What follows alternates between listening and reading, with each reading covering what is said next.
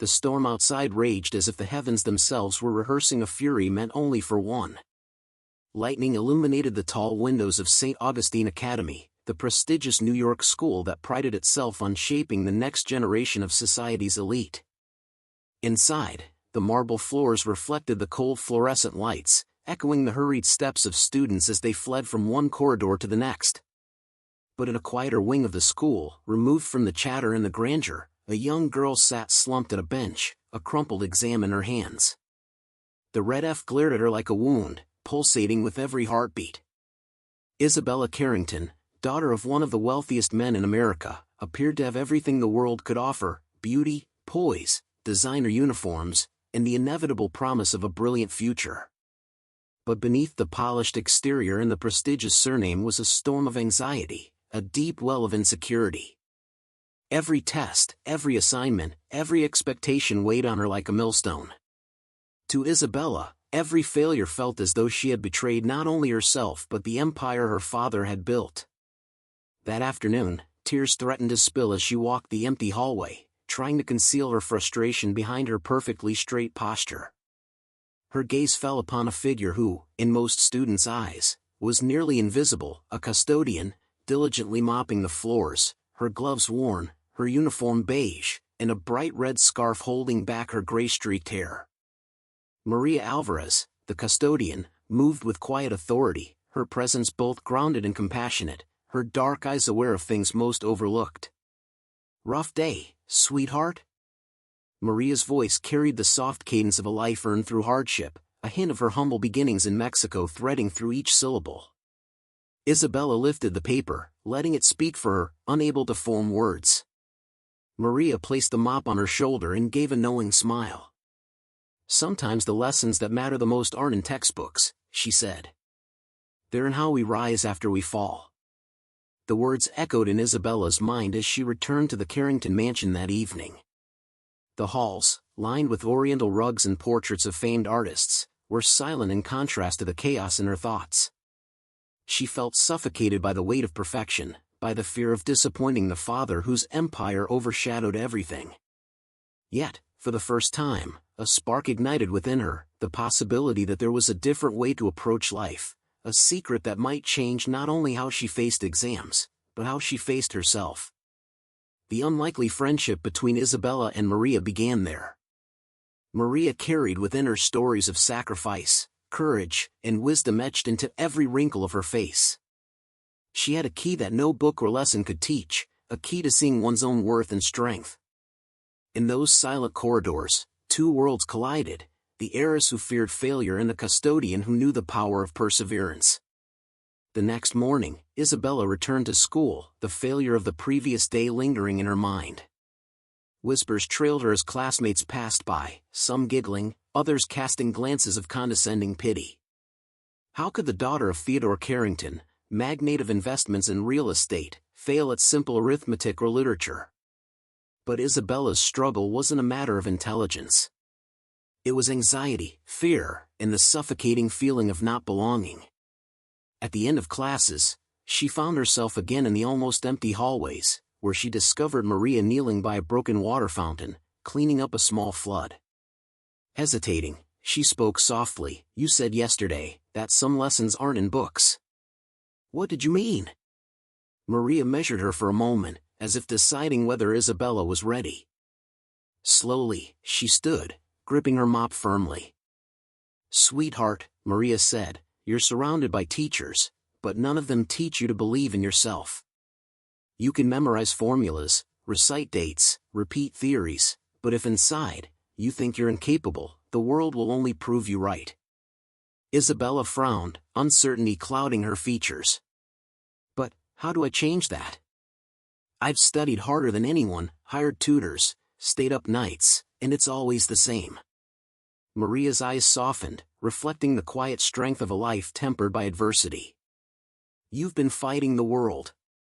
Now, fight for yourself. The secret isn't to prove anything to your father, your peers, or even me. It's to prove to yourself that you are capable, even when everyone says you're not." The words planted a seed. Isabella began seeking Maria out, finding solace in the stories she shared, of growing up in a small village in Mexico, of studying by candlelight when there was no electricity, of sharing the little she had with her siblings, of turning poverty into fuel for knowledge. Isabella listened, awed, each story a beacon in her darkness. The more she learned, the smaller her own problems seemed, yet more urgent was the lesson that no one else could teach her: resilience begins within. Yet the world outside did not pause. Theodore Carrington's patience waned with each failing grade. "Do you understand how this tarnishes our name?" he demanded one evening. "If you cannot excel, I will send you to a boarding school in Switzerland." His words were a sentence. The threat of being taken from her familiar world, from the one person who had begun to guide her, Maria, was paralyzing. Isabella was torn between the crushing expectations of her father and the fragile hope Maria had kindled. Though her academic results did not improve overnight, something inside her shifted. Shame gave way to a quiet, resolute flame. And yet, Maria herself carried her own shadows. Sometimes her eyes drifted to nothing, lost in a memory too heavy to voice, a sorrow behind the strength she wielded. Isabella noticed, understanding that even those who teach resilience bear unseen burdens. This recognition deepened their bond, giving Isabella the courage to face her own. If you believe in kindness, in second chances, and in people who still step up when the world turns away, take a moment to like, comment, and share this video. And don't forget to subscribe to the channel, because what you're about to see will restore your faith in humanity. We'd love to know, where are you watching from? Comment below with your country and region, and let us celebrate the kindness that connects us all. Winter came early that year. The New York cold seeped into every corner of St. Augustine Academy, and the once bustling corridors seemed even more silent.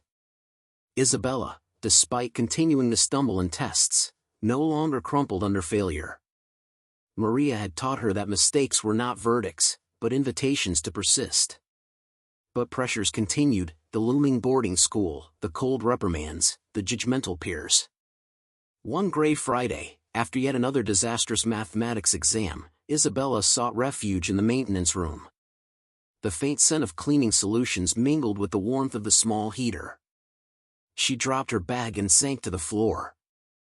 "I can't, Maria. I just can't. No matter how hard I try, it's never enough." Maria approached, placing her calloused hands on Isabella's. "Stop saying that. The world is full of people who will tell you that you cannot. Don't join them, Isabella.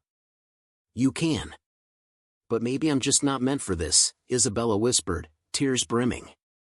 Maria sat beside her and shared her own story, for the first time revealing the depth of her struggles: the early loss of her father, the endless work to support her family, the nights studying by candlelight, the relentless fight to build a future. "I chose to believe," she said softly, "that I was more than my circumstances. And that belief brought me here." The truth struck Isabella with the force of revelation. Maria was not merely a custodian, she was a living testament to the possible, a woman who had defied expectations and made her own destiny. And in that moment, Isabella understood that her battle was not against the material world or her father's expectations, but against the belief that she was insufficient. A week later, Theodore stormed into her room. "Enough! You're leaving for Switzerland next month." Isabella, trembling yet resolute, met his gaze. "Father, I am not you. I do not want to live for appearances. I want to find my own path, and I will prove I can." He stared at her, struck by a courage he had never witnessed, and finally said, "Then show me. You have 1 month." The tight deadline became fuel. With Maria's guidance, Isabella embarked on a journey of transformation. The books no longer threatened her, they became instruments of growth. Maria taught her strategies not only for studying, but for life, breaking tasks into small steps, focusing, controlling the breath, silencing panic. "Studying is like cleaning this hall," Maria explained, sweeping firmly. "You don't tackle everything at once. You take one small part at a time. Eventually, it all shines." Days became nights of discipline, not imposed by fear, but chosen by determination. There were setbacks, times of despair when the pressure felt unbearable, but Maria's calm, steady presence reminded her that progress is a process, not a moment. Each exam became less an enemy and more a challenge, a proving ground of courage. And then the day arrived. Isabella faced her final exam under the watchful gaze of the school, the corridors alive with students and whispers. But inside her, a new calm prevailed. She recalled Maria's mantra, one corridor at a time. She breathed, focused, and answered each question with diligence, letting go of fear. When she handed in the paper, her hands shook, but her heart was unwavering.